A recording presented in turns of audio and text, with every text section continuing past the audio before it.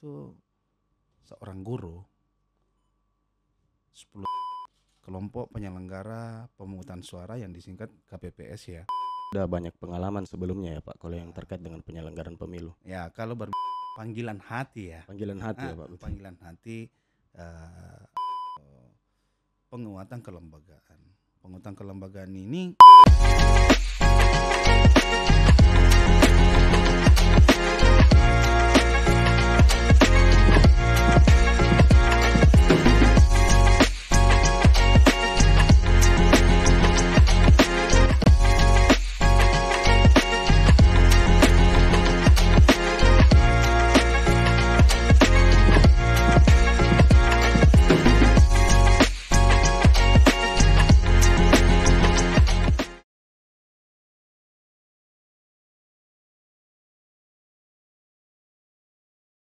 Assalamualaikum warahmatullahi wabarakatuh dan selamat pagi buat teman pemilih.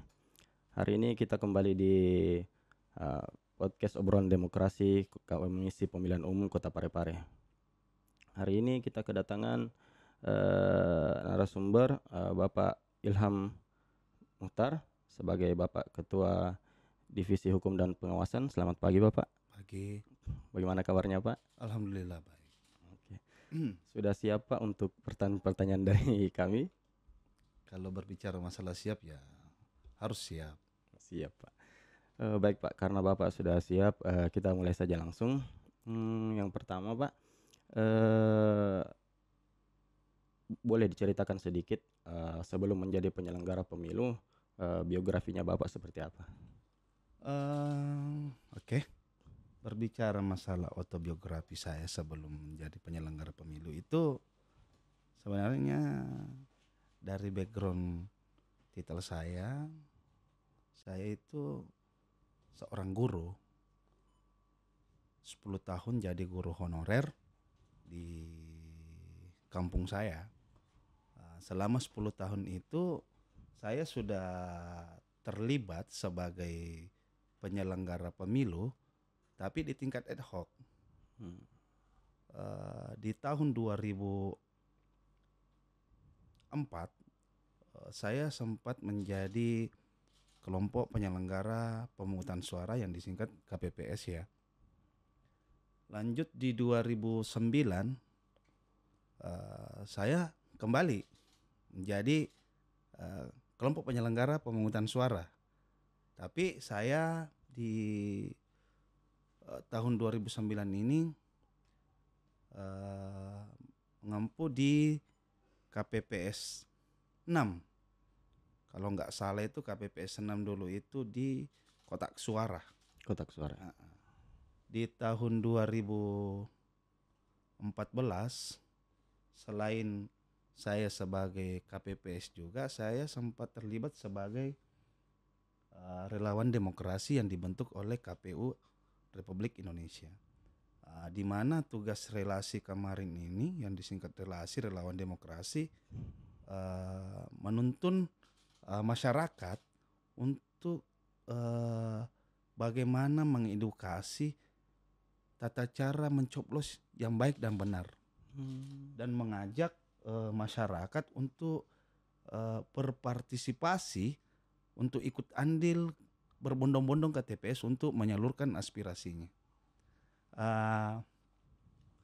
Di tahun 2017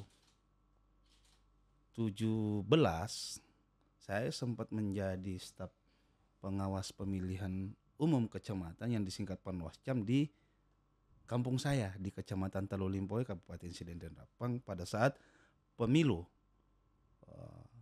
Dilanjut di tahun 2018 saya itu dipanggil menjadi staf Badan Pengawas Pemilihan Umum Kabupaten Sidendeng Rapang pada pemilihan kepala daerah Bupati Kabupaten Sidendeng Rapang di tahun 2018 sampai 2023. Berarti memang sudah banyak pengalaman sebelumnya ya Pak kalau yang terkait dengan penyelenggaraan pemilu. Ya kalau berbicara masalah pengalaman ya ada sedikit lah terkait tentang penyelenggaraan pemilu. Apa memang Bapak memang merasa tertarik untuk menjadi penyelenggara atau karena ada yang seperti itu kan mungkin Bapak melakukan pendaftaran begitu. Oh iya, mungkin panggilan hati ya. Panggilan hati ya Pak, betul. Panggilan hati eh, terkait kepenyelenggaraan pemilu. Ikut andil dalam penyelenggaraan pemilu untuk mensukseskan demokrasi yang ada di Indonesia. Baik, Pak. Terus sekarang Pak, Bapak kan di sini sebagai Ketua Divisi Hukum dan Pengawasan. Mungkin bisa diceritakan sedikit Pak mengenai apa sih tugas dari Divisi Hukum dan Pengawasan tersebut? Masalah tugas dari divisi hukum itu yang pertama ya pastinya menyusun dan merancang keputusan KPU ya. Ya, Terus yang kedua telah hukum dan advokasi hukum. Ini telah hukum dan advokasi hukum ya tetap mempelajari peraturan-peraturan KPU yang diterbitkan oleh KPU RI. Terus yang ketiga itu dokumentasi dan publikasi produk hukum yang tertuang di JDIH KPU Kota Parepare. Terus yang keempat itu pengawasan dan pengendalian internal. Terus yang kelima masalah penyelesaian sengketa, baik penyelesaian sengketa proses, tahapan dan non tahapan. Terus yang terakhir penanganan pelanggaran. Penanganan pelanggaran ini baik terkait etika, baik di tingkat ad hoc, PPK, PPS maupun KPPS.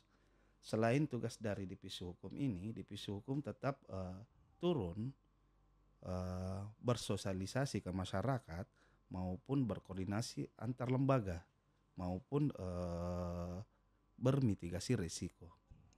Terkait dengan perselisihan hasil pemilu atau sengketa pemilu, mungkin Bapak bisa spill sedikit bagaimana pengalaman Bapak menghadapi perselisihan hasil pemilu dan pemilihan di Mahkamah Konstitusi kemarin.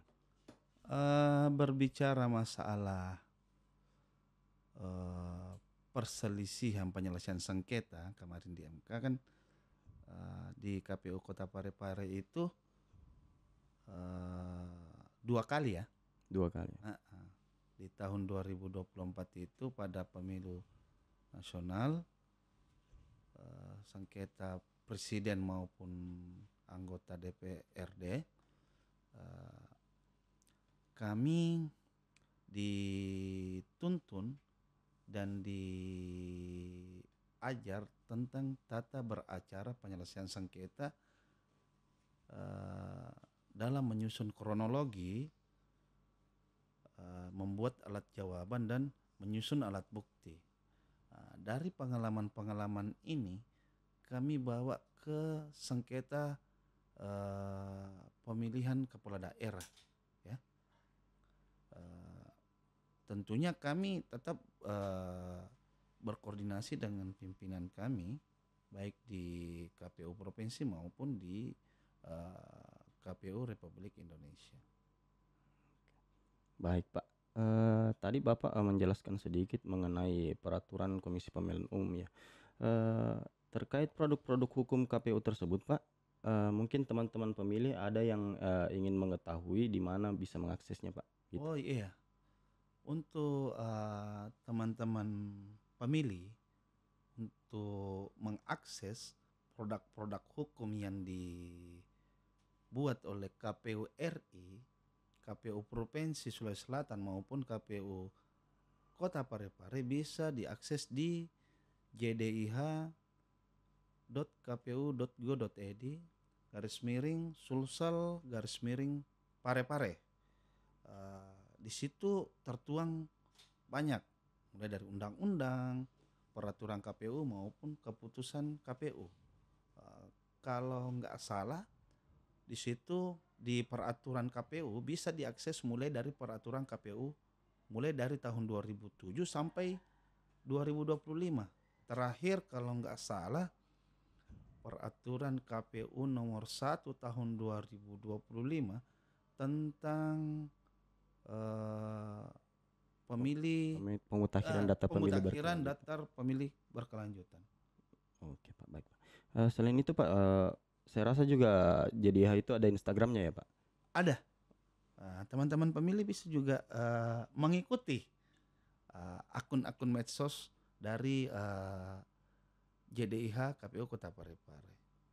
Baik Pak, terima kasih penjelasannya Pak. Nah, Jadi mungkin Bapak bisa membicarakan sedikit strategi-strategi apa saja yang Bapak bisa ungkapkan dalam mengepalai divisi hukum dan pengawasan di KPU Kota Parepare Pak. strategi ya, ataupun program ya. Iya. Berbicara masalah strategi atau program ya, tentunya tentang penguatan kelembagaan. Penguatan kelembagaan ini walaupun sekarang serba terbatas, Iya. tetap kami akan melaksanakan yang namanya penguatan kelembagaan, di mana rancangan produk ini tetap mengedepankan yang namanya nilai efektivitas dan kolaborasi lintas sektor, sehingga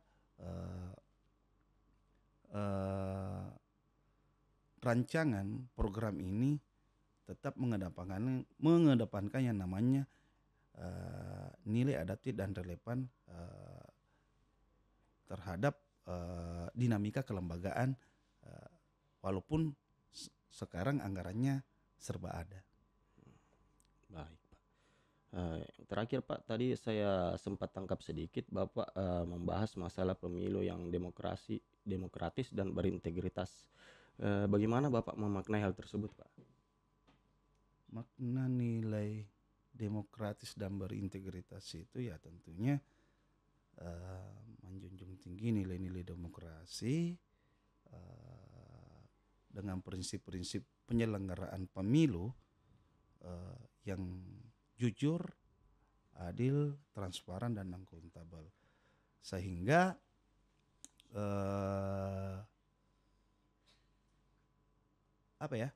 masyarakat berpartisipasi aktif dan penyelenggara pemilu itu profesional dan transparan. Mungkin seperti itu. Baik Pak. Terakhir Pak, mungkin dari saya sebagai penyelenggara pemilu, mungkin apa harapan Bapak ke depannya terhadap lembaga KPU itu sendiri? Apakah ada pesan-pesan mungkin untuk perbaikan penyelenggaraan pemilu, atau khususnya mungkin ada pesan-pesan sedikit untuk podcast KPU ini perlu ditingkatkan? Ya, harapan saya ke depannya tetap jaga integritas, jaga kekompakan baik antara pimpinan maupun sekretariat. Terkait podcast KPU ini, saya tentunya berterima kasih kepada teman-teman sekretariat karena adanya pod KPU ini. Jadi kami ini sebagai anggota KPU, cara bersosialisasinya kami ini ya melalui seperti ini. Karena kalau kami ingin melaksanakan kegiatan bersosialisasi ke masyarakat, tentunya membutuhkan anggaran. Jadi cara bersosialisasinya ya melalui pod KPU ini. Mungkin dari saya seperti itu. Baik Pak, terima kasih banyak Pak sekali lagi mungkin untuk kesediaannya Bapak untuk hadir sebagai narasumber di sini. Dan mungkin terima kasih juga buat teman-teman yang sudah mendengarkan podcast obrolan demokrasi KPU yang sekarang mungkin ini sudah kita edisi 4 ya. Mungkin ada teman-teman yang baru bergabung, selamat datang. Mungkin podcast KPU akan selalu hadir buat teman-teman setiap minggu. Buat teman pemilih, jangan lupa like, share, dan komen video ini. Dan sampai jumpa di pod KPU selanjutnya. Terima kasih Bapak Ilham. Assalamualaikum warahmatullahi wabarakatuh. Waalaikumsalam warahmatullahi wabarakatuh.